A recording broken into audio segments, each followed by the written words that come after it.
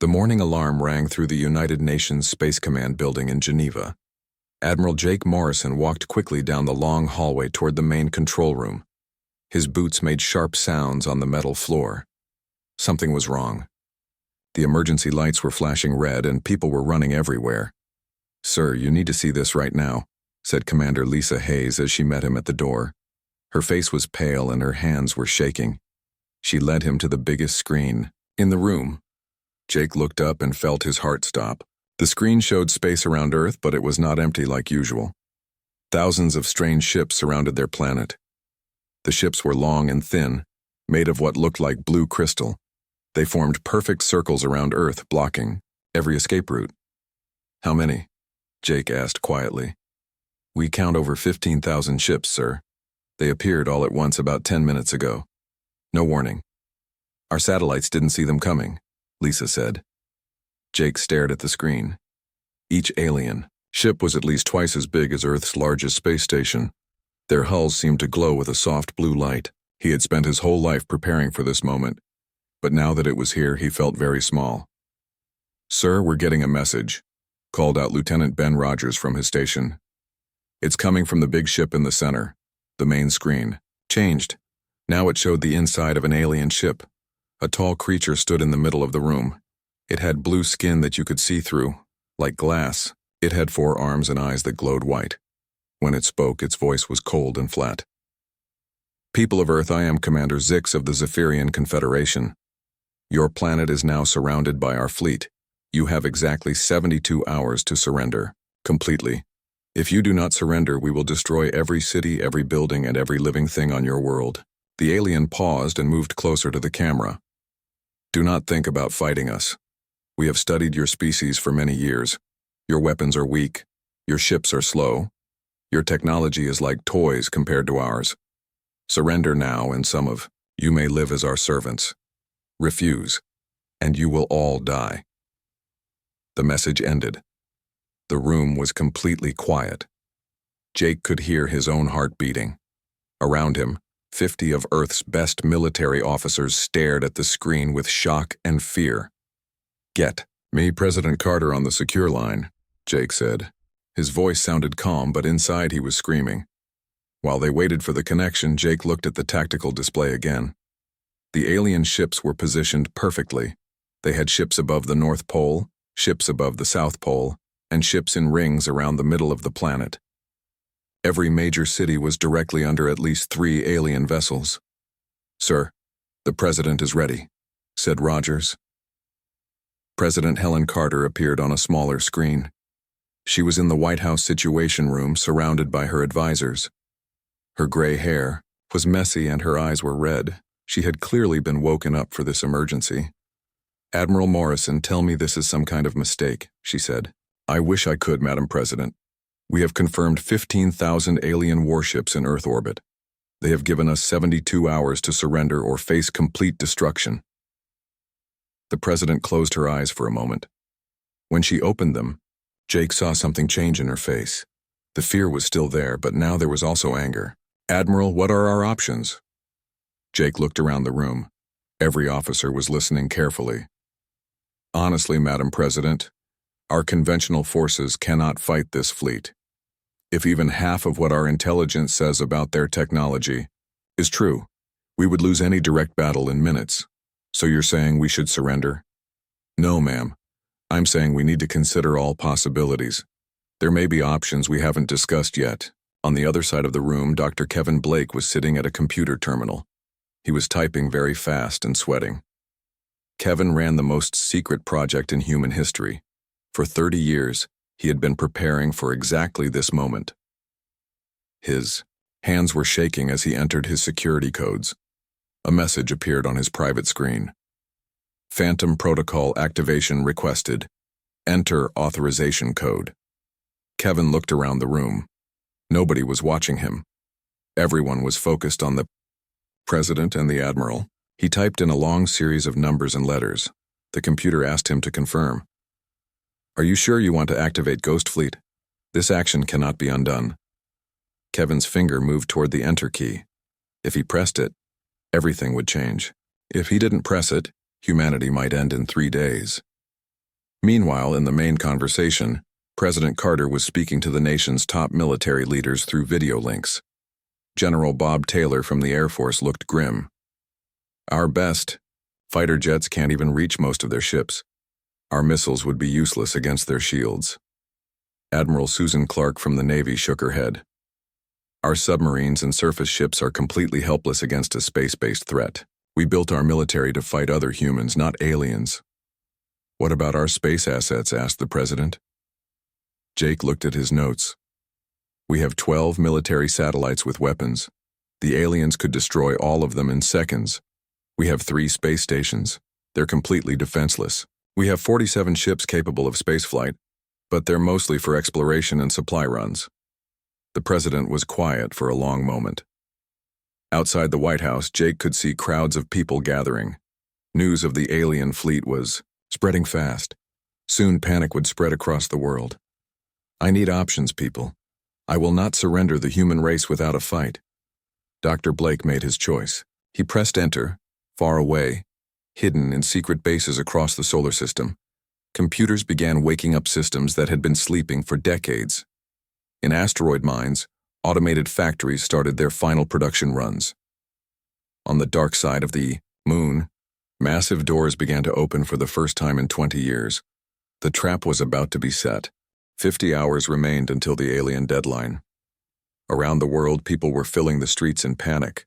Some were praying, some were crying, and some were angry. The news channels showed the same terrible images over and over. Thousands of alien ships hanging in the sky like deadly stars. But in a secret room deep under the Sahara Desert, Dr. Kevin Blake was not panicking. He was busy. Very busy. The Phantom Protocol was now active, and computers all across the solar system were waking up from their long sleep. Kevin picked up a secure phone and dialed a number that only 12 people in the world knew. The phone rang twice before someone answered. "Davis here," said a rough voice.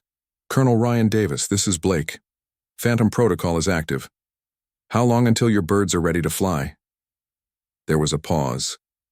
Ryan was standing in a control room that did not exist on any official maps. It was built inside a large asteroid between Mars and Jupiter. Around him, dozens of people in military uniforms were working at computers and control panels. "Give me 18 hours, Blake. The big ones need more time to warm up their systems. But the fast attack ships can launch in 6 hours. Good. What about the Valkyrie group? Captain Amy Foster says her dreadnoughts will be ready. All 12 of them. Blake, are you sure about this? Once we show ourselves, there's no going back." Kevin looked at his main screen. It showed a map of the solar system with hundreds of red dots scattered throughout. Each red dot was a secret human base or hidden ship. The aliens thought they knew everything about human technology. They were very wrong.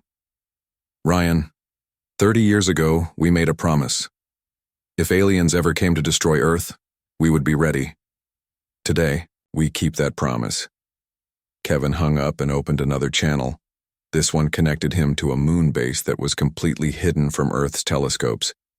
The base was on the far side of the moon, where no human had ever been supposed to go. "This is Captain Foster," came a woman's voice. "Amy, it's Kevin. How are your ships?" Captain Amy Foster was standing on the bridge of the UES Valkyrie, one of the largest warships humans had ever built. It was 3 times bigger than any ship the aliens knew about. Its hull was black metal that could bend light around it, making it invisible to almost any sensor. "We're ready, Kevin. All 12 dreadnoughts are fully powered and armed. Our stealth systems are working perfectly. The aliens have no idea we're here." Amy looked out through the main window of her bridge. She could see Earth in the distance, surrounded by the blue glow of alien ships, but she could also see something the aliens could not see. Dozens of human ships were moving into position, all of them invisible. "Kevin, my crew is asking questions. They want to know if we can really win this fight." "Tell them the truth, Amy. We've been preparing for this war since before most of them were born. Every piece of technology on your ship came from crashed alien scouts we found over the past 30 years. We reverse-engineered their weapons, their shields, their engines. In some ways, our ships are better than theirs. Meanwhile, high above Earth, Supreme Overlord Vexathara was studying reports on his command ship. He was the leader of the Zephyrian fleet, and he was feeling very confident. His scouts had been watching humans for decades. They were a primitive species with weak technology and no real military power. Vexathara looked like his messenger from earlier, but he was bigger and had golden markings on his blue skin. His forearms moved quickly as he reviewed the data about human capabilities. "Commander, Zeke, what is the status of the human military?" he asked. Commander Zeke bowed his head. "Supreme Overlord, their entire space fleet consists of 47 small vessels. Most are cargo ships or research vessels. They have no weapons that can damage our shields. Their largest space station has only basic defensive systems. And their planet-based weapons? Nuclear missiles that are too slow to hit our ships, fighter aircraft that cannot reach space, naval vessels that are completely useless against us. Some orbital defense platforms, but they are very weak." Vexathara smiled. It was not a pleasant sight. "Excellent. In 48 hours, this planet will be ours. Begin moving the fleet into bombardment positions." What Vexathara did not know was that human intelligence officers had been listening to his communications for the past 6 hours. Hidden relay stations throughout the solar system were intercepting every alien transmission and breaking their codes in real time. In the secret command center, Kevin Blake was reading these intercepted messages with great interest.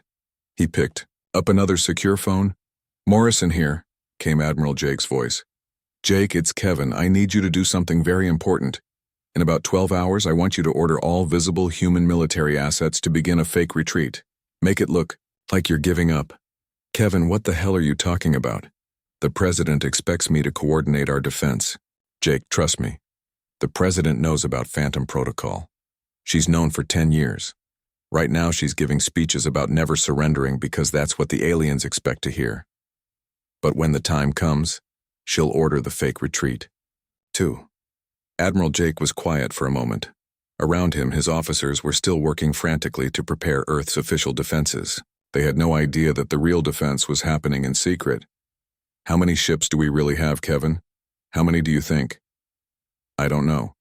Maybe 100. Kevin laughed. "Jake, we have over 800 combat-ready vessels scattered throughout the solar system. We have weapon platforms disguised as asteroids. We have entire fleets hiding behind the gas giants. And we have one ship that's going to make the aliens wet themselves when they see it." "What ship?" "You'll find out tomorrow. Just remember, when this is all over, the galaxy is going to know that humans are not to be messed with." Back on the Valkyrie, Captain Foster was meeting with her senior officers. Lieutenant Commander Ben Rogers was her weapons officer, and he was excited about finally getting to use their new toys. "Captain, all weapon systems are online. Our plasma cannons are ready. The new torpedo tubes are loaded.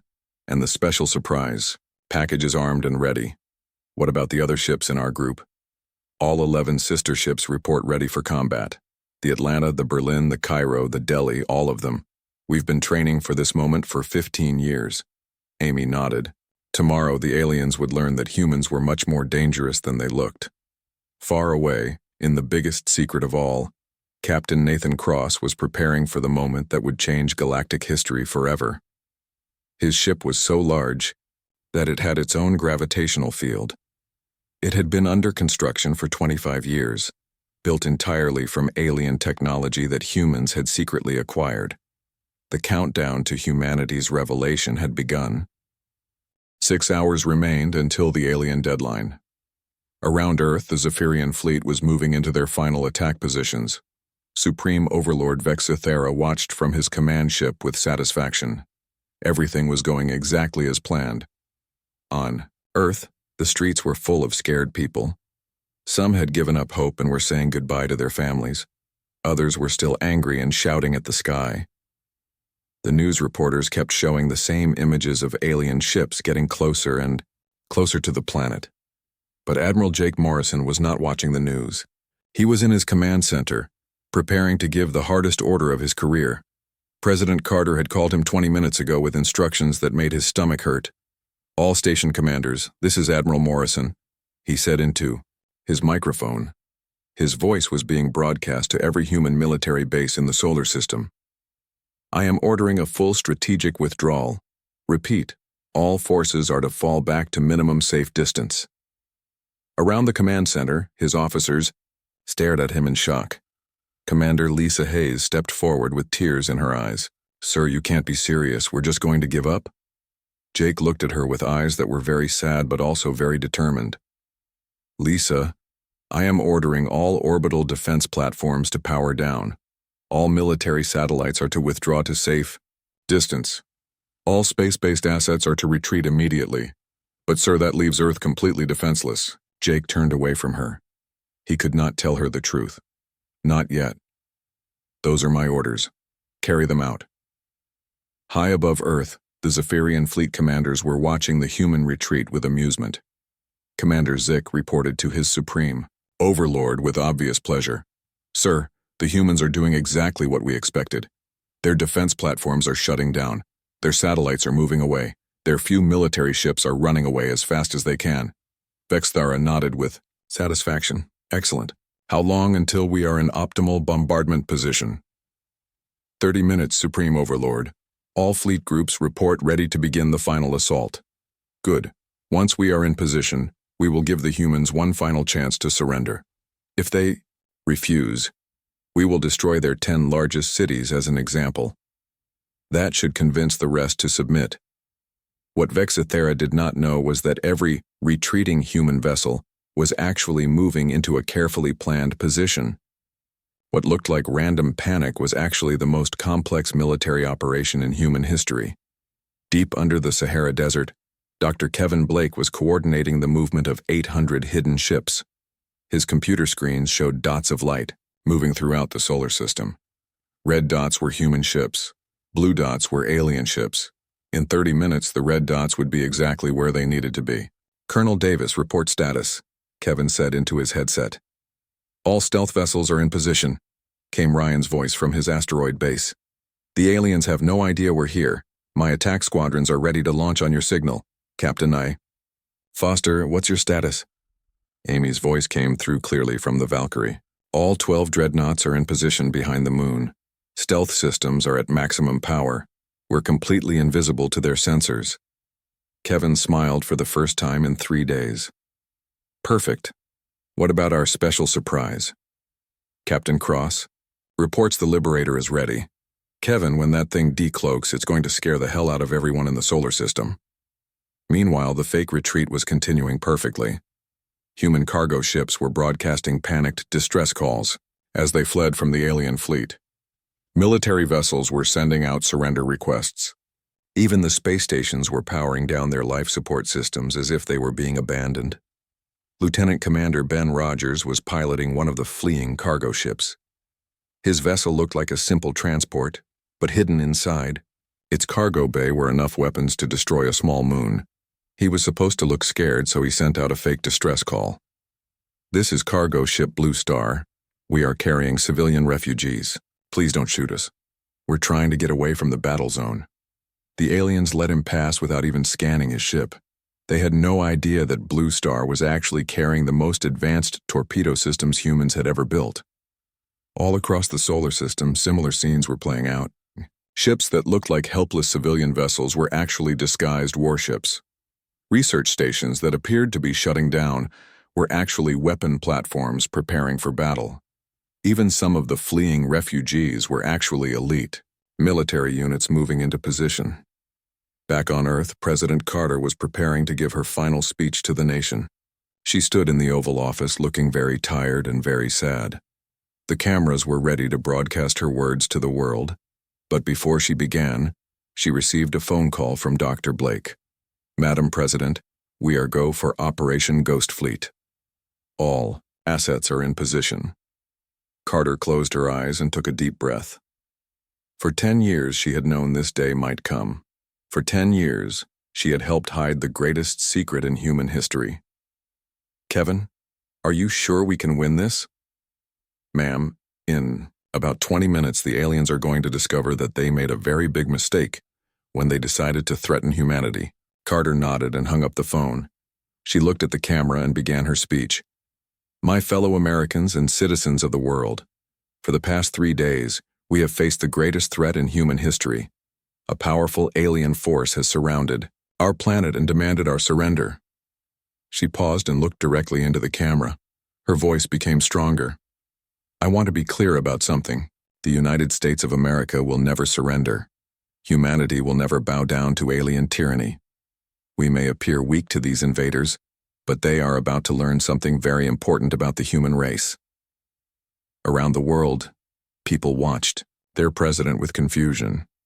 She was talking like humanity had a chance, but everyone could see the alien ships in the sky. In a few minutes, these aliens are going to discover that humans are much more dangerous than we look. They studied us for years, but they only saw what we wanted them to see. Today, they will learn the truth. High above, Vexthera was listening to the president's speech with amusement. The human leader was still talking tough even though her planet was about to be destroyed. How amusing. Commander Zik, are all fleet groups in final position? Yes, Supreme Overlord. We are ready to begin bombardment. Excellent. Open a channel to the human leadership. I will give them one final chance to surrender before we destroy their cities. But as Vexthera prepared to deliver his final ultimatum, strange readings began appearing on his sensors. Several human ships appeared to be having technical problems. Their power systems were fluctuating wildly. Sir, we're detecting unusual energy signatures from multiple human vessels. It looks like they're having some kind of system failures. Vexthera frowned. Delay the bombardment for 30 minutes. I want to study these anomalies. If the humans are having technical problems, I want to understand why. That 30-minute delay was exactly what humanity needed. In his hidden command center, Dr. Blake smiled as he watched the alien fleet hesitate. The technical problems were actually the final coordination signals for Operation Ghost Fleet. Units, this is Blake. Begin final countdown. In 60 seconds, the galaxy learns what humans are really capable of. At exactly 13:47 hours Greenwich Mean Time, the biggest lie in human history came to an end. The first thing Supreme Overlord Vexthera noticed was that his sensor screens were going crazy. Alarms were ringing throughout his command ship. His officers were shouting at each other in confusion and fear. Sir, we're detecting massive energy signatures appearing all around us, Commander Zik yelled over the noise. Ships are decloaking everywhere.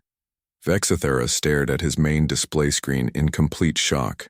Where seconds before there had been empty space. Now there were human warships everywhere. Dozens of them. Then hundreds of them. They appeared like ghosts becoming solid, their hulls gleaming with strange technology. The human ships were not small cargo vessels or research stations. These were massive warships, bigger than anything in the Zephyrian fleet. Their hulls were black metal that seemed to drink in the starlight. Strange weapons covered their surfaces like deadly thorns, but the aliens' terror was nothing compared to what happened next. Directly above the center of the Zephyrian formation, space itself seemed to tear open. A ship began to appear that was so large it blocked out the stars. It kept growing and growing until Vexthera realized he was looking at something that was over 3 kilometers long. The UES Liberator hung in space like a sleeping giant awakening. Its hull was covered with the flags of every nation on Earth. Strange energy crackled along its surface like blue lightning. Weapon ports opened along its sides like hungry mouths. On the bridge of the Liberator, Captain Nathan Cross looked down at the alien fleet with cold eyes. Around him, his crew worked at control stations that used technology the aliens had never seen before. The bridge was huge, bigger than most buildings on Earth. Communications, open a channel to the alien fleet, Cross said. His voice was calm and steady, like he was ordering coffee instead of potentially starting the biggest space battle in galactic history. Channel open, sir, came the reply. Cross stepped forward to the main screen. When he spoke, his words were, broadcast to every ship in both fleets and to every person on Earth. This is Captain Nathan Cross of the United Earthship Liberator. Zephyrian fleet, you are completely surrounded and totally outgunned. I am offering you exactly one chance to withdraw from this system peacefully. You have 60 seconds to begin your retreat. Throughout the alien fleet, panic was spreading like wildfire. On every Zephyrian ship, officers were staring at their screens in disbelief. The humans had somehow hidden an entire battle fleet from their sensors. Worse, The human ships were using technology that their computers could not identify. Vexithara finally found his voice. "This is impossible. Our scouts have been watching you for decades. You have no technology like this." Captain Cross smiled, but it was not a friendly smile. "Your scouts saw exactly what we wanted them to see. Every crashed probe, every failed first contact, every piece of intelligence you gathered about us was carefully planned. We've been preparing for this day for 30 years. On the tactical displays throughout both fleets, the true scope of humanity's deception became clear. The Zephyrian ships found themselves bracketed by multiple human vessels. Every escape route was blocked. Every alien ship was targeted by weapons they could not understand. Admiral Jake Morrison's voice suddenly joined the conversation, broadcast from his command center on Earth.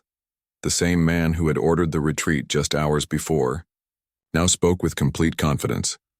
"Vexthara, for 3 days you have threatened our world and our people. You demanded our surrender because you thought we were weak and helpless. You made a very big mistake." Morrison paused, letting his words sink in. "You saw our small cities and slow rockets and assumed we were primitive. You failed to understand that humanity's greatest strength is not our weapons or our technology. It's our ability to plan, to prepare, and to never give up no matter how bad things look." Captain Amy Foster opened her own communication channel from the Valkyrie. "This is Captain Foster commanding Dreadnought Group Alpha. We have 12 ships in this group alone, and each one is more powerful than your biggest battleship. We've been hiding on the far side of your moon, watching you, learning your tactics." More human voices joined the conversation. Colonel Ryan Davis from his asteroid base reported 40 stealth fighters ready to launch. Commander Lisa Hayes announced that the retreating defense platforms were actually advanced weapon systems that had been studying alien technology for hours.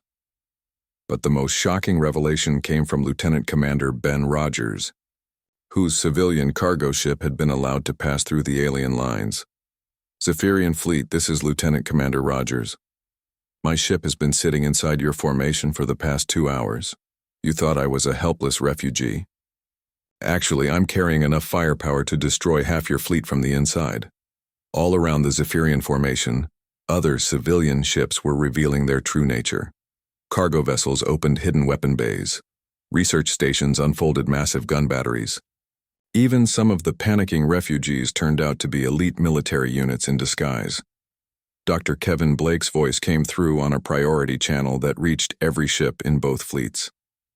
"Supreme Overlord Vexithara, 30 years ago, we detected your first scout ships entering our solar system.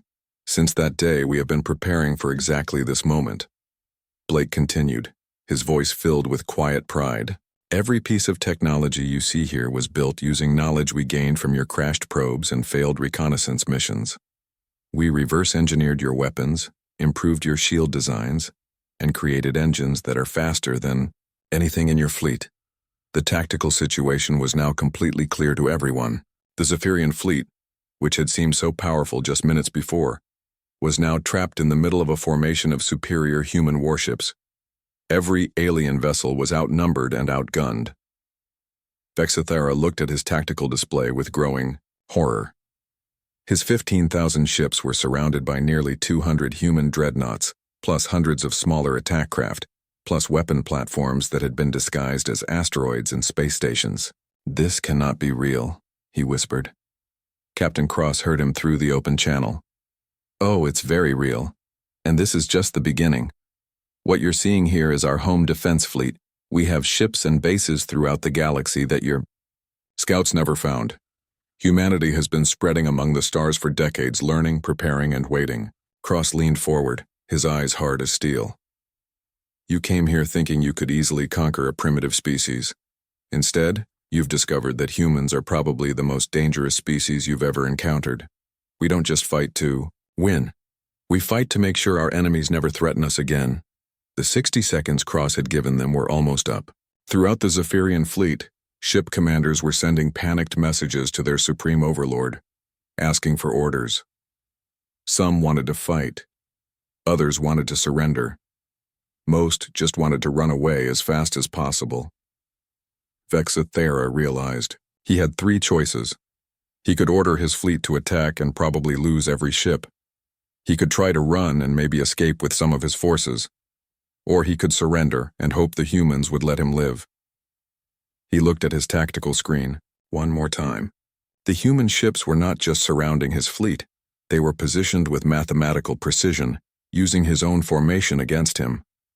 Every Zephyrian ship was trapped in a carefully designed killing field. "Time's up," Captain Cross announced. Vexithera made his choice. Supreme Overlord Vexithera stared at the tactical display for one final moment. His 15,000 ships were completely trapped. Every escape route was blocked by human warships that should not have existed. His sensors showed weapon signatures that were more advanced than anything in the Zephyrian arsenal. He had two choices: fight and lose everything, or surrender and live. "All Zephyrian ships, this is Supreme Overlord Vexithera," he said into his communication system. His voice was shaking with defeat and fear. "Stand down all weapons. Lower all shields. We surrender, unconditionally, to the human fleet." The words came out like poison from his mouth. In his entire military career, he had never surrendered to anyone. The Zephyrian Confederation had conquered dozens of worlds. They had destroyed entire civilizations. Now they were surrendering to a species they had thought was primitive and helpless. Captain Nathan Cross heard the surrender from the bridge of the Liberator. Around him, his crew let out quiet cheers of victory. But Cross did not smile. He knew this was just the beginning of something much bigger. "Zephyrian fleet, this is Captain Cross. Your surrender is accepted. All alien vessels will maintain their current positions while we discuss terms. Any ship that tries to leave will be destroyed immediately." Throughout both fleets, human and alien crews were trying to understand what had just happened. The Battle of Earth had lasted exactly 17 minutes from start to finish. No shots had been fired. No ships had been destroyed. The humans had won through superior planning and overwhelming force. On Earth, billions of people were watching their television screens in amazement. Just hours before, they had thought their world was about to be destroyed. Now they were watching alien warships surrender to a human fleet that most people had never known existed. President Helen Carter appeared on television screens around the world. She was standing in the White House Situation Room, but now she looked completely different. The fear and worry were gone from her face. Instead, she looked strong and confident. "My fellow citizens of Earth, and to anyone listening throughout the galaxy," she began. "Today marks the end of one chapter in human history and the beginning of another. For 30 years, we have been preparing for the possibility of alien invasion. Today, that preparation paid off." She paused and looked directly into the camera. "But let me be very clear about something. We did not want this conflict. We would have preferred to meet our galactic neighbors in peace. However, when threatened with extinction, humanity showed that we will not go quietly into the night." Meanwhile, aboard the Liberator, Captain Cross was conducting negotiations with Vexithera through a secure communication channel. The alien leader looked very different now. His blue skin had turned pale, and his forearms were shaking.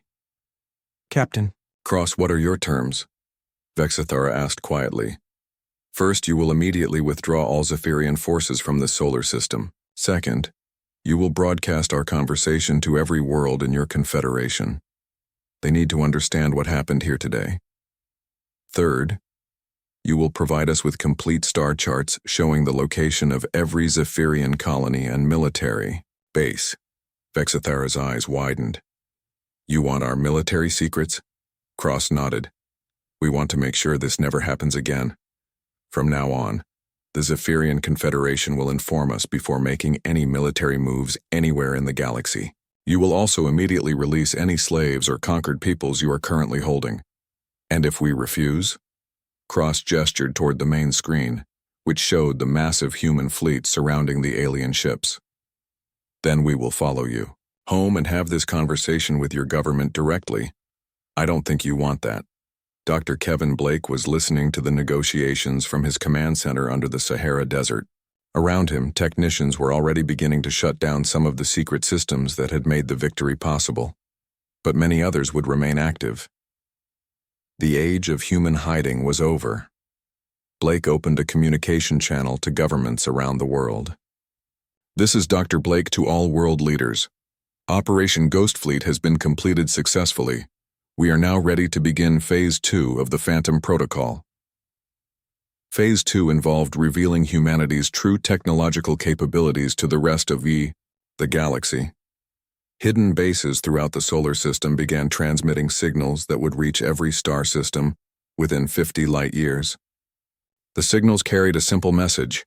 Humanity was now a galactic power, and they were not to be threatened. Captain Amy Foster was coordinating the withdrawal of alien forces from her position aboard the Valkyrie. The 12 human dreadnoughts were escorting groups of Zephyrian ships to the edge of the solar system, making sure they actually left. Captain Cross, this is Foster. The first group of alien ships has passed the outer marker. They're really leaving. Good. What's the status of our other operations? Amy smiled. Colonel Davis reports that his hidden bases throughout the asteroid belt are now fully active. Commander Hayes says our defense platforms are online and ready to protect Earth from any future threats. All of our secret shipyards are beginning production of the next generation of warships. But the most important conversation was happening between Captain Cross and the leaders of Earth's major nations. President Carter, along with the prime ministers and presidents of dozens of countries, were learning the full scope of what humanity had accomplished in secret. Captain Cross, how many ships do we actually have? Asked the Prime Minister of Britain. Ma'am, we currently have 812 combat-ready vessels of various sizes. We have weapon platforms disguised as asteroids throughout the solar system. We have hidden bases on 17 different moons and planets, and we have exploration ships that have already visited over 200 star systems. The president of Russia leaned forward. You mean we already have colonies on other worlds? Yes, sir. We have research stations, mining operations, and small settlements scattered across dozens of planets. We've been very careful to avoid detection, but we've been exploring the galaxy for 20 years. President Carter asked the question that everyone was thinking. What happens now? Cross looked at the camera that was broadcasting his image to leaders around the world. Now we stop hiding. Now we take our place as a galactic civilization. And now we make sure that no one ever threatens Earth again. The conversation was interrupted by an urgent message from Admiral Morrison. Captain Cross, we're receiving communications from all over the galaxy. Word of what happened here is spreading fast. We're getting contact requests from dozens of different species. What kind of contact requests? Some want to establish diplomatic relations. Others want to warn us about threats we don't know about yet. A few species are asking for our help against the Zephyrians and other aggressive civilizations. Cross nodded slowly. He had expected this. Put together a diplomatic team. We're going to be very busy over the next few years. As the last Zephyrian ships disappeared from Earth's solar system, Cross made one final broadcast that was transmitted throughout the galaxy. To all civilizations who are listening to this message, this is Captain Nathan Cross of the United Earth Ship Liberator.